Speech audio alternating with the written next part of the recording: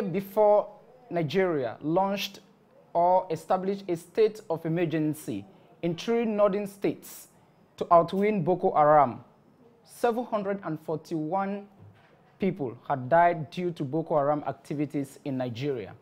A year after the curfew was imposed, 2,265 people have died in Nigeria. Those are the conclusions of Sussex University, based in the United Kingdom of Great Britain and Northern Ireland, Nigeria's former colonial master. One simple logical reasoning: Boko Haram is winning in action, strategy, and purpose through their campaign executed by their Public Enlightenment Department, which is their Ministry of Communication and Public Propaganda.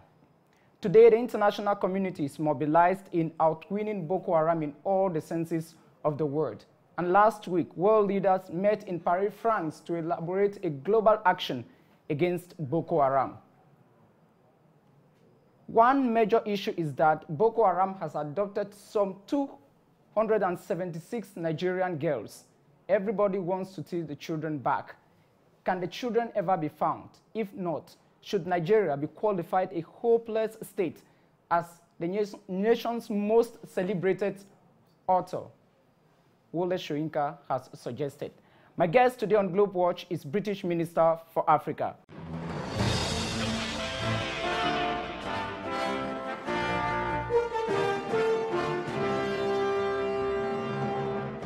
Mark Simons, welcome to Globewatch. Thank you.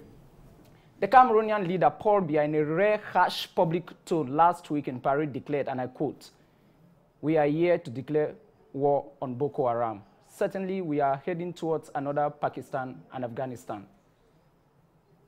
Well, I think the challenge that Boko Haram pose is not just for Nigeria, and that's where the president of Cameroon was absolutely right. And I think there was significant progress made in the summit in Paris last Saturday. But it's not just beholden on those countries in the region, like Cameroon, to participate and play a role in tackling Boko Haram. But the international community has a role as well. And that's why I was in Abuja last Wednesday talking to President Jonathan about how the United Kingdom could best help Nigeria tackle the scourge of Boko Haram. And we made a series of offers that were accepted by the Nigerian president. And what I've been urging the Cameroonian government to do today, which I've been very impressed by the determination to participate in this regional effort, is for cooperation and coordination to take place to make sure that we do everything that we can possible to eradicate the scourge that is Boko Haram. What are those options that the UK and the rest of the international community are providing to Nigeria and other regional powers, Cameroon, Chad, or the Lake Chad Basin Commission in particular, to tackle Boko Haram? Well, there are several issues that you raise in that question. The first one is the challenge about what we offered Nigeria last week, which was surveillance aircraft, a small team going into Nigeria military headquarters to build capacity, a small team to cooperate with our international partners to analyse intelligence and information, and also a financial contribution to the Safer Schools project, to making sure that particularly girls stay in schools in the northern part of Nigeria. But there is clearly a regional dimension to this as well. And of course, the vast geographical areas that we're talking about present significant challenges. But there does need to be a greater effort to stop the porous borders that exist and stop people moving across borders at will. And certainly that's something that I've detected the Cameroonian government, in coordination with the Nigerians, are very keen to enforce. The first question I asked you made reference to Pakistan and Afghanistan, because the wars there were about fighting the Taliban and Al-Qaeda, and it is very difficult to fight a regular army, using a regular army to fight an asymmetric war. Do you think that the lessons learned in Afghanistan can help make Boko Haram history? Well, they're very different challenges, and whilst I agree with you that it's difficult to fight an asymmetric war, It's not as simple as that, and there needs to be put in place strategies, not just military strategies, but other strategies to deal with the longer term and the root causes as to why some people choose to join Boko Haram. So there needs to be a medium and long-term strategy that deals with some of the political challenges, some of the economic challenges, and some of the developmental issues that exist, particularly in the northern part of Nigeria. And this is something that I discussed with the Nigerian president and other senior ministers when I was in Nigeria last week. It's something I've been discussing with senior Cameroonian ministers in my time here, because there's a regional dimension to this as well. There is undoubtedly a hardcore jihadist element within Boko Haram, but there are also people who are members of Boko Haram who do so because there is no livelihood alternative, and we have to find a way of providing economic activity to enable people to choose different lifestyles so they can provide for themselves and their families in a legitimate way rather than an illegitimate and terrorist way. During the Paris summit, the French president said Boko Haram has links with Al-Qaeda in the Islamic Maghreb AIQM. Is that information being shared by Scotland Yard or MI6 and MI5? Well, we share intelligence information with a whole range of people. I'm not going to get into the detail of that, but there are clearly links. Why? Because it's intelligence, there are clearly links. There are, which I think emphasises the importance of the region being involved in finding a resolution to this issue, which is why the Cameroonians are very important in this, why the Chadians need to be involved, the Nigerians, as well as the Nigerians, the United Kingdom, the United States, the French and other multilateral organisations as well. We cannot allow terrorist organisations to destroy normal people's lives, people who want to lead a normal life, people who want to provide for their families, allow their children to go to school, allow them to develop an education and provide for themselves in the future. That cannot be allowed to... Mr. Minister, the Nigerian army is about 6 million soldiers. But I just wonder how Boko Haram is better armed than a nation described as the oil giant of Africa. Who is financing them and who is selling them weapons? There is no country in Africa that produces weapons. Well, there's no doubt there are significant capacity issues in the... So which are those Western arms industries which are selling weapons to Boko Haram? Well, certainly, as far as I'm aware, there are no companies in the United Kingdom that sell weapons to Boko Haram. But certainly they are in certain European countries. There are no arms manufacturers in the United Kingdom that I'm aware of that are selling weapons to Boko Haram. There is no doubt there are capacity issues in the Nigerian military, and that's one of the reasons why the United Kingdom and others had offered help to enable the Nigerian military to deal with this challenge and this threat. And that's something that we're working on, that's something that will take time to put in place. Do you have an idea of the charity and other sources of funding where Boko Haram is getting money? Because there is one report by the US State Department which indicates that Boko Haram is basically sponsored by cartels, drug cartels from Latin America and others which are transiting across West Africa. Which are those Western charities which are sponsoring Boko Haram? There is another report which says there is an idea from Saudi Arabia. Well, there are several ways that Boko Haram and other terrorist organisations raise funds. One is through, for example, kidnapping. The other is through trafficking of arms, trafficking of people. You're right to raise the challenge of narcotics trafficking, and certainly the Sahel region of Africa, and we saw the events that occurred in northern Mali about 18 months ago. There are definitely narcotic trafficking that is going through that part of Africa. So this is a very complex picture, and that's why it's important that the international community, both at multilateral level, so using the United Nations and the European Union, as well as the developed world, the United States, France, United Kingdom, play their part, as well as engaging the region, including Cameroon as well as Nigeria, in a cohesive, coordinated, joined-up effort to make sure that we don't just switch off the sources of finance that fund some of the Boko Haram and other terrorist activity, but we provide, and this is very important, but we provide alternative livelihoods for some of those who choose to join these terrorist organizations. Probably the last question on Boko Haram before we move to the last two issues of this interview. There is a strong belief amongst Africans, especially to those I've spoken to, that Boko Haram is being armed because of the spoils of the Libyan episode. And some researchers conclude that the weapons which Boko Haram is using were distributed to these rebels during the no-fly zone by British, the French, and other Western who imposed a no-fly zone in Libya to kill Muammar Gaddafi. Because those same tanks were used in Mali, and progressively they are moving to West Africa. Do you reject such accusations? How do you convince them that this is not true? Well, what I would say is that I don't think there's any doubt that some of the weapons that are coming into this part of Africa are coming from Libya. But that is only part of the problem. It's not the driver. And it came from the UK and France.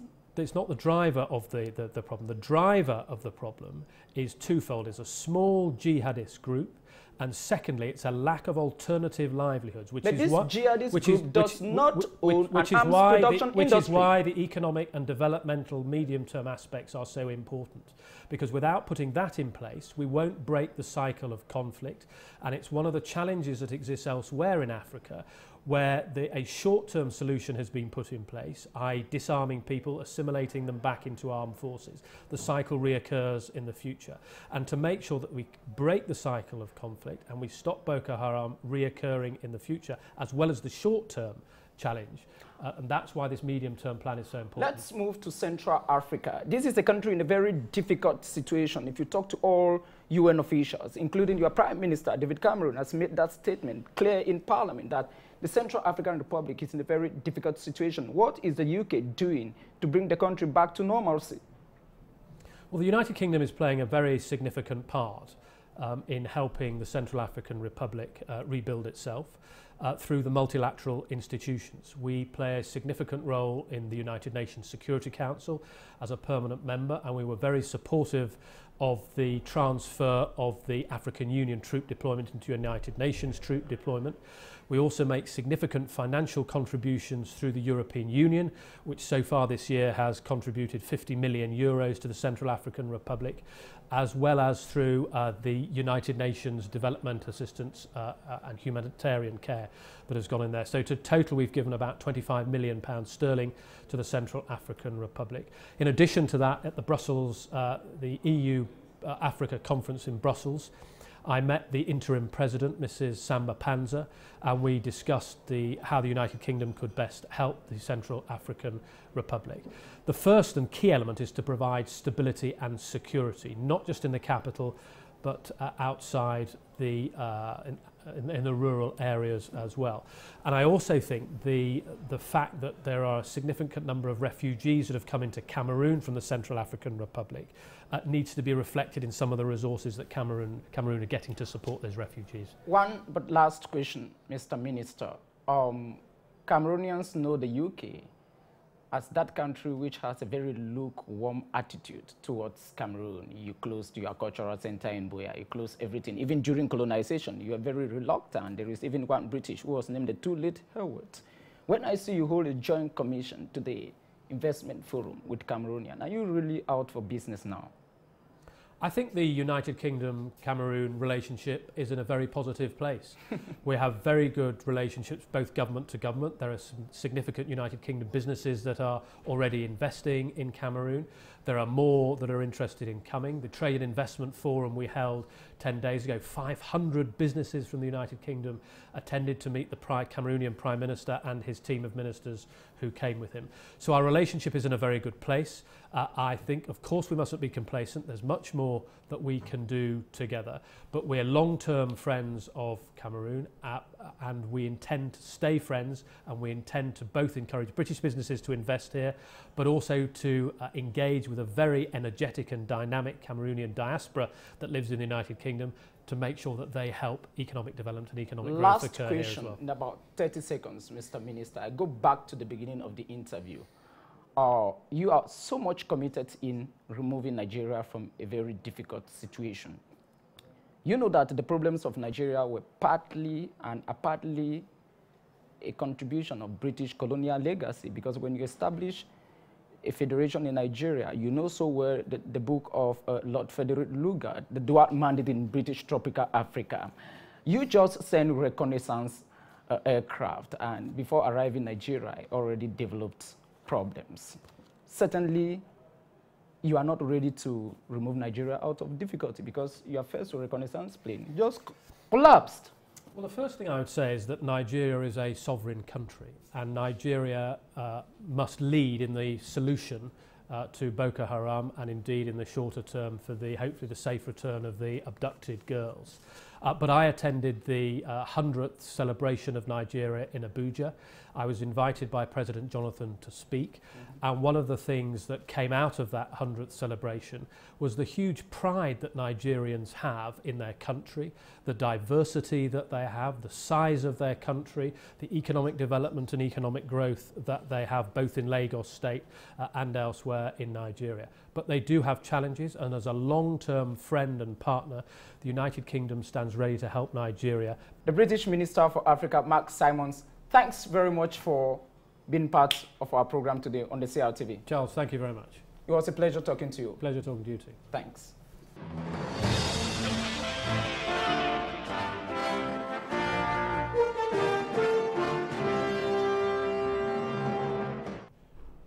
And after talking to British Minister for Africa, my next guest on this program is somebody who knows West Africa so well.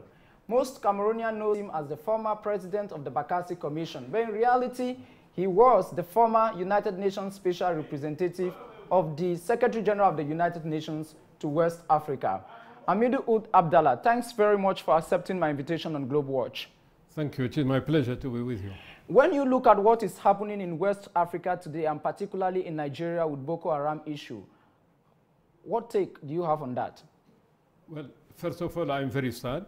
Sad for Nigeria, great country, great contribution to the region. Sad for the people who are victims of absurd violence, and of course concern for the neighbor of Nigeria, Chad, Nigeria, Cameroon.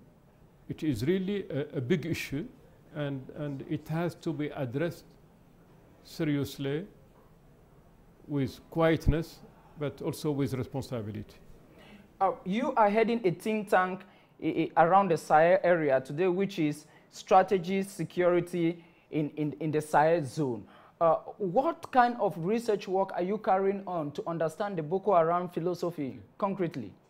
Okay, thank you. We understand in my organization, the Center for S, that the region from Cape Verde, from the Atlantic coast, let us say from Senegal to Sudan, all this Sahelian band is an area where we have a number of threats, serious threats, traffic in cigarette, in drug, in migrant worker, you name it. Even weapons are less a concern when you look at drug, bringing millions of dollars for not only the trafficking, but the convoyer and so on.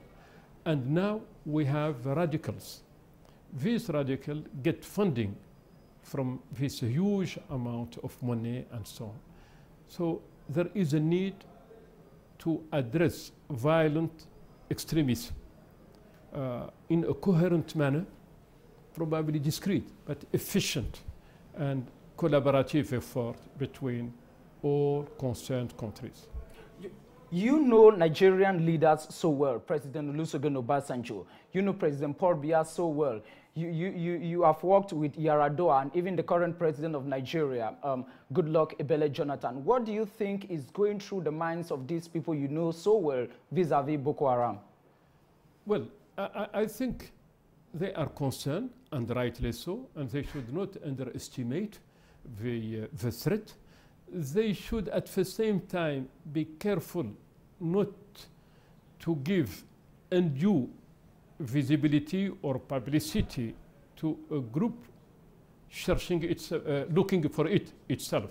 You know, when you took 276 girls, you isolate them, you need people to know about it. So we should not add, in my opinion, government should harmonize their views, should rely on information and intelligence and work more discreetly, not to give undue publicity. You are one of those experienced diplomats in Africa.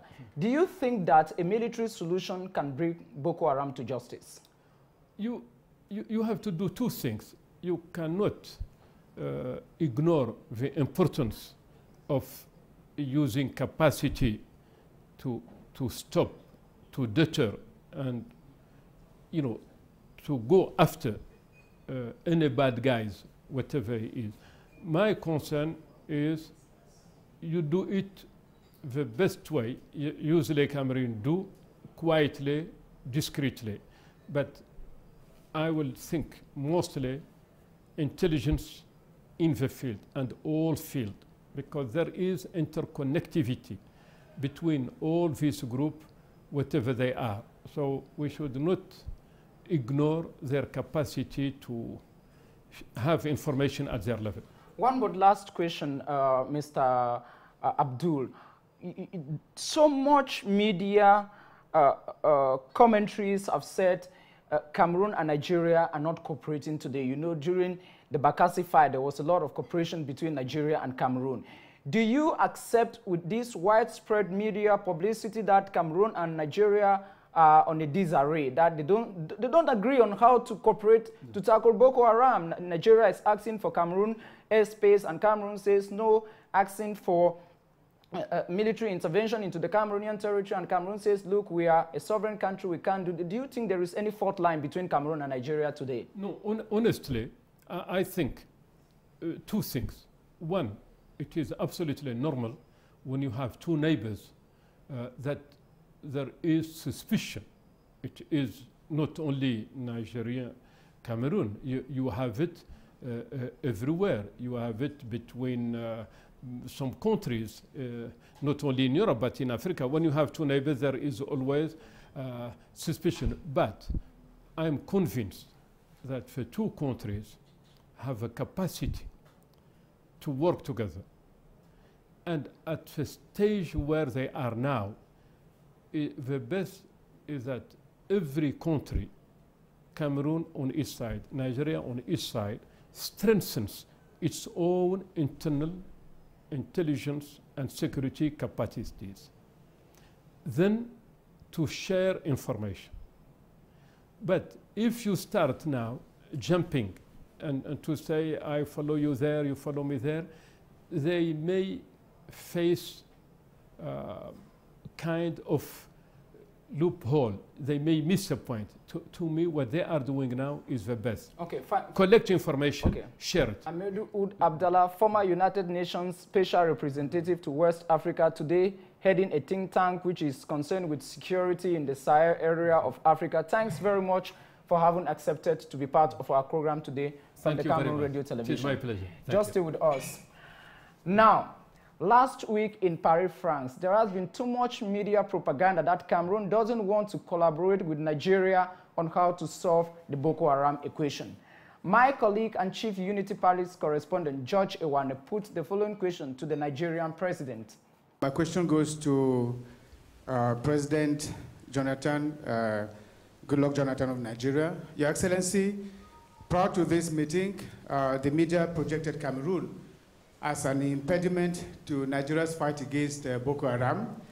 I want to find out whether that was your own opinion too. If yes, what has been your opinion after this meeting? Now, if no, what collaboration do you expect from the Republic of Cameroon? And what is your country's relationship with Cameroon today?